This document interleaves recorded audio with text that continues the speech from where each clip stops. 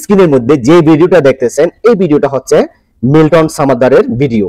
Milton Samaddar বেডের মধ্যে বসে থাকা এরকম একটা ছেলেকে এত বড় মোটা একটা গাছ দিয়ে কিন্তু পিটাচ্ছে। তাহলে মানবতার সেবার আড়ালে এগুলো কি হচ্ছে?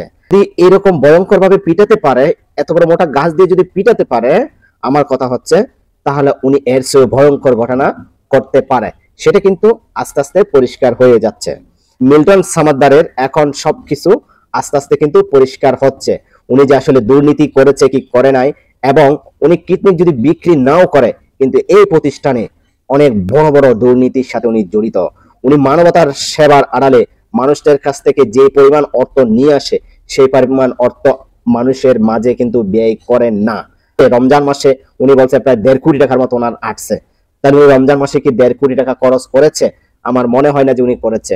আমি স্বয়ং নিজে একটা ভিডিও দেখে কেঁদেছি, যে ভিডিওতে উনি বাচ্চাদের কাপড় চোপড় মার্কেটিং এর কিছু কাপড় চোপড় এত বড় একটা বস্তার মধ্যে টাল কোম্পানির কাপড় নিয়ে এসে এরকম বারান্দার মধ্যে যেভাবে ঢেলে দিয়েছে, সেখানে আমি বুঝতে পারছি যে আপনি 1.5 কোটি টাকা মতো আপনার রমজান মাসে মানে মানুষ অর্থ প্রদান করেছে আপনার কাছে, কিন্তু আপনি সেই পরিমাণ বাচ্চাদেরকে কাপড় চোপড় সেভাবে কাপড় চোপড় আপনি বাচ্চাদেরকে সেভাবে মার্কেটিং ওই লেভেলের কিন্তু মার্কেটিং আপনি করে দেন নাই।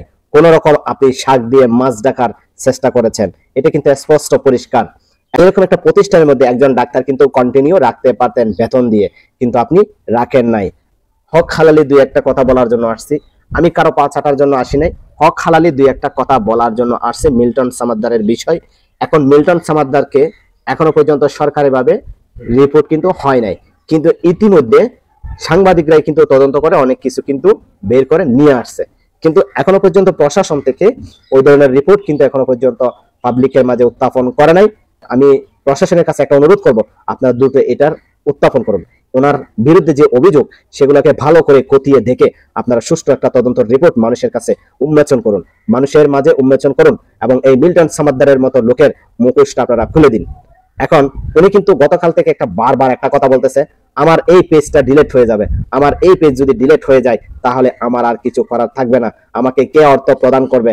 উনি এই ধরনের একটা কথা বলে কিন্তু বেড়াচ্ছে। কারণ স্বাভাবিক বিষয়, আপনি যেখানে 16 মিলিয়নের একটা পেজ, এই পেজ থেকে কিন্তু অনুদানটা কিন্তু বেশি কিন্তু আসে, এবং উনি বারবার বলতেছে আমার এই পেজ ডিলিট হয়ে গেলে এই প্রতিষ্ঠান আমার চালানো সম্ভব নয়। এই যে বাবা মা যারা রয়েছে তাদেরকে আমি কি করে খাবার দাবার দিব? উনি কিন্তু বারবার একটি কথাই বলতেছে। এই চাইল্ড এবং ওল্ড এজ কেয়ার চালানোর ওনার মূল হাতিয়ার হচ্ছে ওই পেজটা। উনি ওই পেজের দিকে বারবার কিন্তু ফোকাস করতেছে, এবং বারবার কিন্তু ফোকাস করে একটা স্ট্যাটাস দিচ্ছে, এবং ওনার পেজ হ্যাক হওয়ার পায়তারা চালাচ্ছে, এবং ওনার পেজের মধ্যে ফেক কপিরাইট ক্লেম দিয়ে ওনার পেজ নষ্ট করে দেওয়ার জন্য পায়তারা চালাচ্ছে। উনি এই ধরনের একটা কথা বলে বেড়াচ্ছে। বেশি কথা বলে লাভ নাই।